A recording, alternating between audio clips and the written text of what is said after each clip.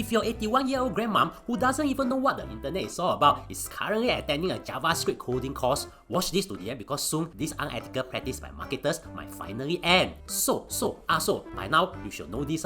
There are elderly who are attending SkillsFuture courses that they totally don't understand at all, just because they were told to do so. Before anything, you need to know what SkillsFuture is, because even though it's 10 years old, some of us still didn't know what it is. I'm pretty sure you can tell that machines and AI are displacing many jobs. Self-driving shuttle buses are going to be in Punggol. Self-driving lorries are going to be in Jokung, and Tan Ziwei is using ChatGPT to write all goodyfeed.com articles. This is why we need to upskill and learn new skills. If not, our jobs might be displaced. In comes SkillsFuture lah. In 2015, SkillsFuture was launched, whereby every Singaporean 25 and above will have a $500 SkillsFuture credit, and this will never expire. When you reach 40 years old, there will be an additional $4,000 SkillsFuture credit too, which will not expire. In 2020, the government also top up a one-off additional $500 SkillsFuture credit, which will expire at the end of this year. What are these credits for? It's for you to go for courses, and these courses must be approved lah. Some of the courses are by very popular educational institutes, like this AI course by SMU. Some courses are by approved training providers, which you might not have seen before lah. You can also see that the courses are highly subsidized, and quite often our credits are enough to offset the total amount, so the amount we pay will be $0.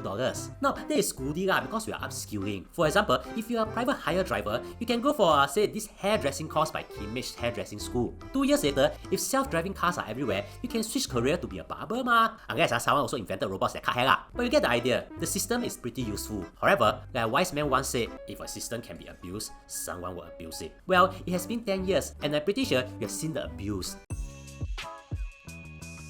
Certain course providers have gone on overdrive to sell their courses to Singaporeans, regardless of whether the people need it or not, or whether they understand what they are learning. For example, a 79-year-old uncle might be convinced to join a course that teaches developers how to code with JavaScript. The thing is, that 79-year-old did not even know how to use a computer or a smartphone, and always confused the internet with Google. So why did he join? A salesperson might have approached him, saying that the course is free and he should join. The salesperson might even tell him to jio his friends, and give him incentive if he jio any friends along. And so, the uncles and aunties will go for the advanced JavaScript coding bootcamp together, all not knowing what they are learning. Heck, they might not even know that it's a course, yeah. But if they are having fun, why should we care? Because remember, the courses are heavily subsidized, which are taxpayers' money, and the SkillsFuture credits are taxpayers' money too. All this money will go to the course provider who, on the surface, looks like they have done nothing wrong, but it's just totally unethical. In fact, some people even claim that some of these businesses were started just to sell these courses. Well, that might end soon.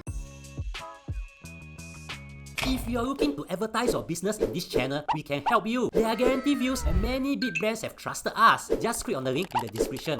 On 8 October 2025, SkillsFuture announced that course providers will be prohibited from using third-party promoters from 1st December 2025. This is because there were public feedback about these third parties using undesirable marketing practices. Now, if you notice, should this kick in, the example I cited earlier will kind of no longer be allowed. These third parties will also be barred from having direct contact with learners or their data for marketing or course sign-up matters. This includes approaching or advertising course to learners through face-to-face interactions, phone calls, messaging platforms, and digital means. In addition, third parties may not make or publish any representations about courses to learners online, in print or in person. Basically, if you think about it, it means it will be harder for course providers to market their courses, which is actually the correct way, since learners should seek for the course themselves, not the other way around. It's like prospective undergraduates should look for information on the courses they want to enroll in university and not the university sending people to tell you that you should join a certain degree course, right? As of now, it's unknown how the impact will be like, but at least we are certain that we will not be seeing 15 seniors going to a course that teach them how to train for high-intensity interval training. And if you want to learn how to speak Singlish without it sounding like Singlish,